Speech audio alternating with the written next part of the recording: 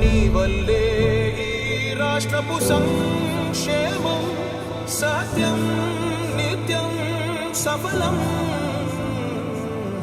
జనగణ మంగళ గాయకుడా, ఘనమగు చరితల నాయకుడా, పలుతరములు మము పరిపాలించర స్వామికుడా. నవయుగ మేధో సైనికుడా, సమయము తెలియని సేవకుడా, యువన వ్యాంధ్రకు ప్రగతిని చూపర సాధకుడా, వైతాళికుడా.